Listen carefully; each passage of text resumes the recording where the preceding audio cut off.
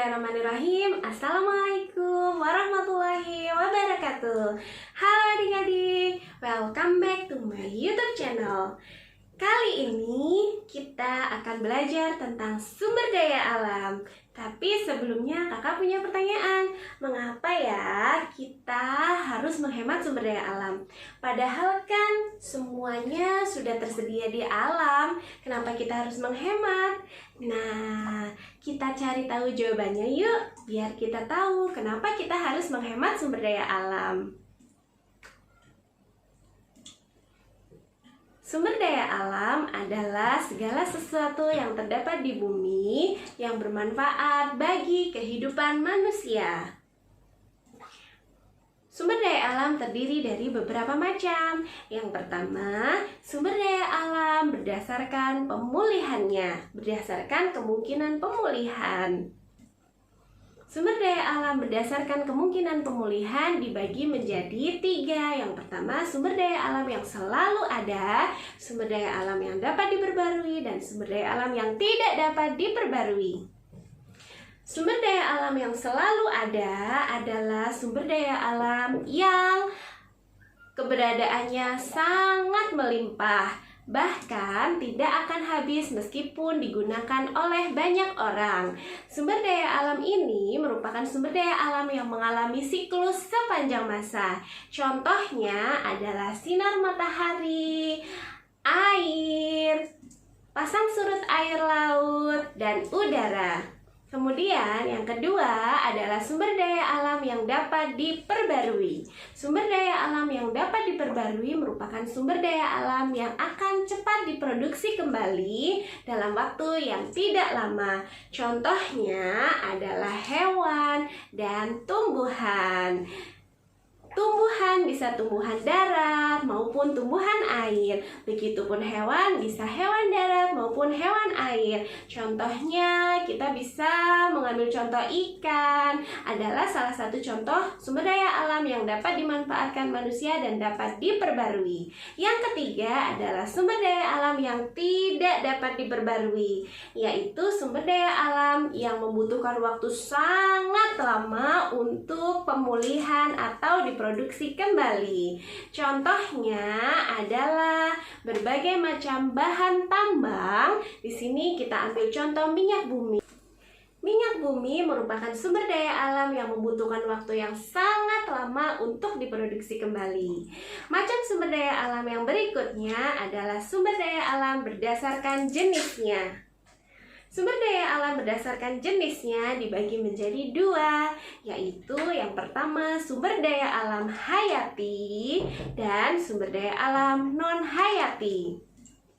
Sumber daya alam hayati adalah sumber daya alam yang berasal dari makhluk hidup. Contohnya adalah tumbuhan, baik tumbuhan darat maupun tumbuhan air. Dan yang berikutnya adalah hewan, termasuk hewan darat, udara, maupun air. Contohnya ada katak, rusa, elang, kura-kura, ikan, dan sebagainya. Semua hewan merupakan sumber daya alam hayati. Sumber daya alam non-hayati adalah sumber daya alam yang tidak berasal dari makhluk hidup. Contohnya matahari, angin atau udara, air, dan tanah. Sumber daya alam yang berikutnya adalah berdasarkan pemanfaatannya. Berdasarkan pemanfaatannya, sumber daya alam dibagi menjadi sumber daya alam penghasil bahan baku dan sumber daya alam penghasil energi.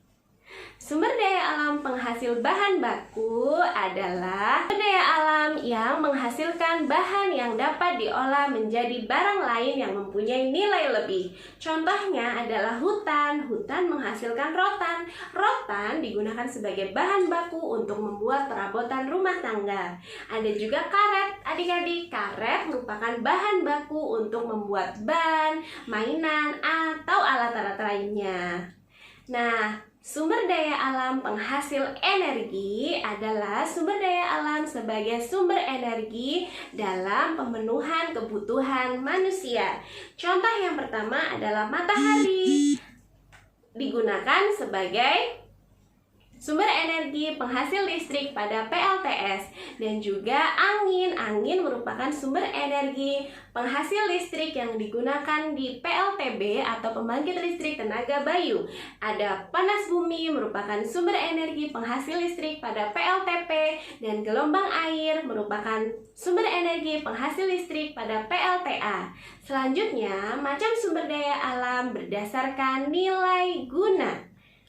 Berdasarkan nilai guna, sumber daya alam dibagi menjadi sumber daya alam ekonomis tinggi, sumber daya alam ekonomis rendah, dan sumber daya alam non-ekonomis.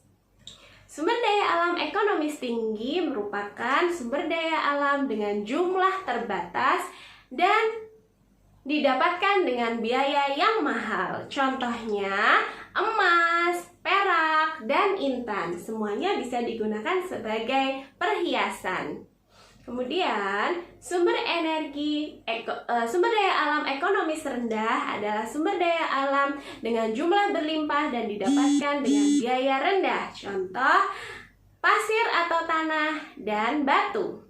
Yang berikutnya adalah sumber daya alam non-ekonomis, yaitu sumber daya alam dengan jumlah yang tidak terbatas. Contohnya matahari dan angin atau udara.